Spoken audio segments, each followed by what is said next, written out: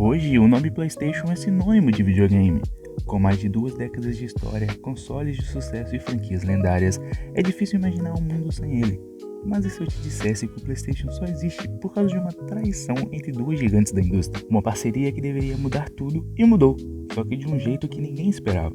Neste vídeo, você vai conhecer a incrível história de como o PlayStation nasceu de um projeto falido entre a Sony e a Nintendo, e como um ato de desprezo levou a Sony a criar um dos consoles mais revolucionários da história.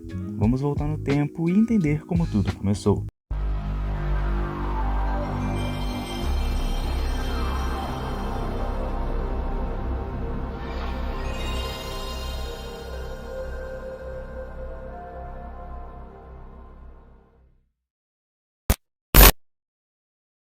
Fala galera do Overpoint, tudo certo? Eu sou o Mark e é o seguinte, no final da década de 1980 e início dos anos 90, a Nintendo dominava o mercado de videogames, com o sucesso esmagador do Nintendinho e depois do Super Nintendo. Ela era vista como a líder absoluta da indústria. Naquela época, os jogos eram lançados em cartuchos, o que trazia algumas limitações. Os cartuchos tinham espaço de armazenamento restrito, eram caros para produzir e demoravam para serem fabricados. Já os CDs, que começavam a se popularizar no mercado de música e computadores, ofereciam uma capacidade de armazenamento muito maior, a um custo bem menor. Foi aí que surgiu a ideia: e se usássemos CDs para os jogos?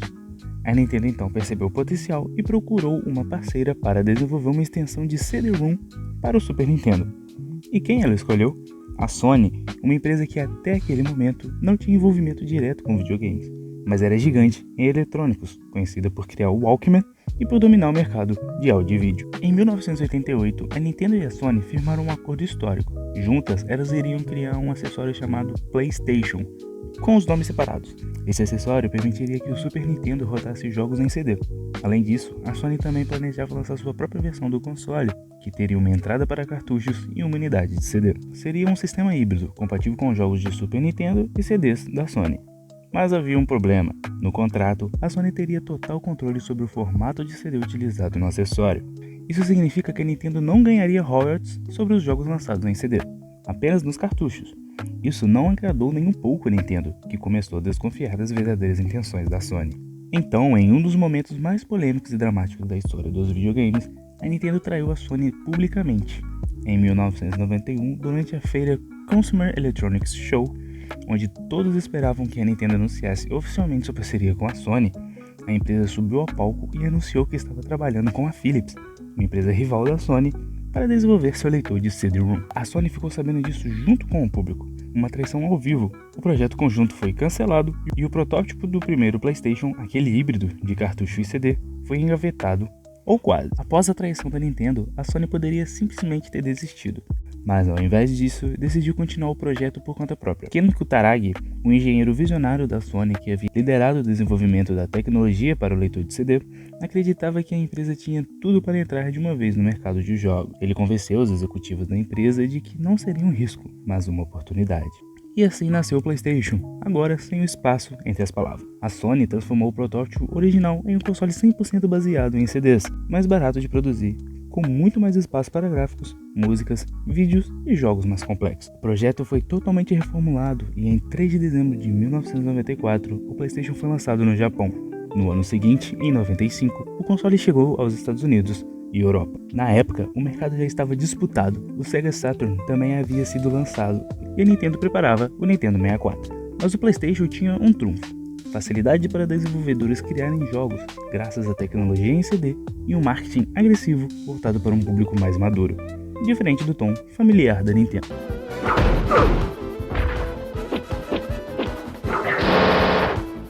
O sucesso foi avassalador. Com o tempo, o PlayStation atraiu centenas de estúdios para desenvolver jogos para a plataforma. O uso do CD permitia trilhas sonoras orquestradas, vídeos em full motion, os famosos FMVS, vozes dubladas e mundos muito maiores do que nos cartuchos. Jogos como Final Fantasy VII, Metal Gear Solid, Resident Evil, Gran Turismo e Tekken se tornaram verdadeiros fenômenos e ajudaram a moldar o que conhecemos como os jogos modernos de hoje. Em termos comerciais, o impacto foi histórico. O PlayStation 1 vendeu mais de 100 milhões de unidades no mundo todo. Foi o primeiro console da história a atingir essa marca. E pense nisso, a Sony, que era uma empresa que nunca havia lançado um console na vida, entrou de cabeça nesse mercado e em menos de uma década se tornou uma das maiores potências industriais. Meus amigos, agora vamos falar da melhor parte. Para entender melhor o impacto do PlayStation 1 na cultura dos games, vale relembrar alguns dos títulos mais marcantes lançados para ele. Jogos que não só definiram o console, mas criaram franquias inteiras e estilos de gameplay que influenciam a indústria até hoje.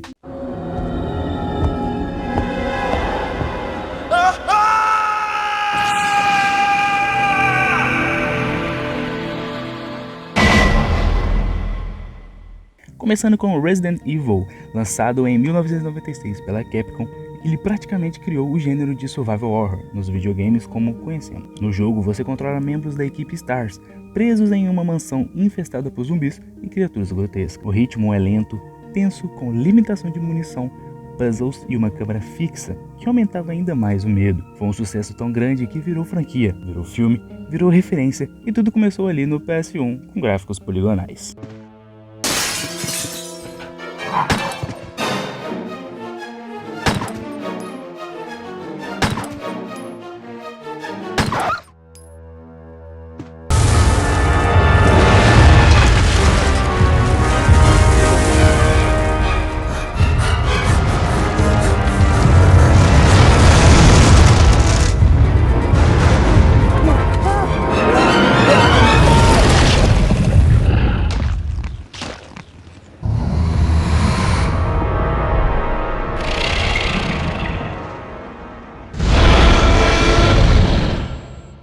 Na mesma pegada de terror, mas trocando os zumbis por dinossauros, veio Dino Crisis, também da Capcom.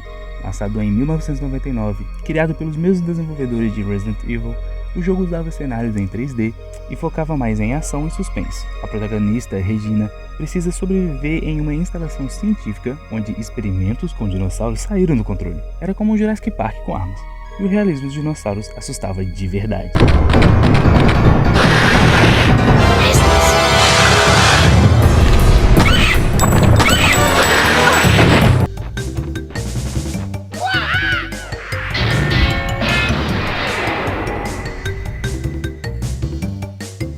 Já no lado mais divertido das coisas, temos Crash Bandicoot, lançado em 1996 pela Naughty Dog, mesma empresa de Uncharted e The Last of Us. Um mascote que virou símbolo do PlayStation por um tempo. Um jogo de plataforma 3D, com caminhos fixos, pulos precisos e desafios crescentes. O visual colorido, a trilha sonora marcante e o carisma do Crash conquistaram o público, e o jogo virou sinônimo de PS1 por muitos anos. Era o rival direto de Mario e Sonic naquela época.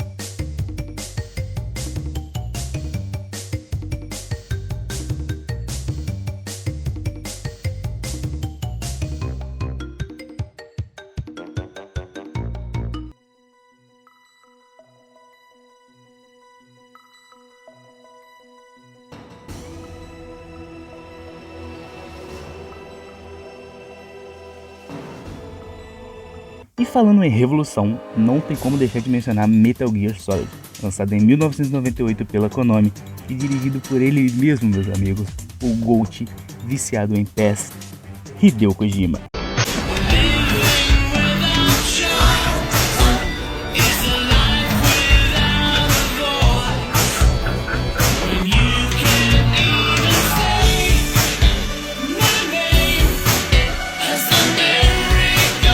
O jogo trouxe uma narrativa cinematográfica que parecia coisa de filme, com cenas de corte longas, dublagens profissionais e reviravoltas no roteiro. No controle de Solid Snake, um espião de elite, você precisa invadir uma base nuclear e impedir um ataque terrorista. Mas o mais impressionante era a jogabilidade.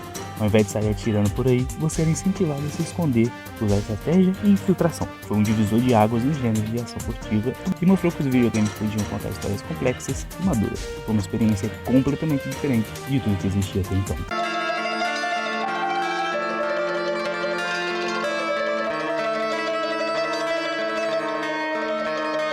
E claro que não dá para esquecer de Silent Hill, lançado em 1999 também pela Konami. Ao contrário de Resident Evil, que focava mais no susto e na ação, Silent Hill mergulhava no terror psicológico. Você controla Harry Mason, um homem que busca sua filha desaparecida, em uma cidade coberta por névoa e pesadelo. A trilha sonora perturbadora, os gráficos granulados e o uso criativo da limitação técnica, como nevoeiro constante, criaram uma atmosfera única. É um dos jogos mais assustadores da história terrorista.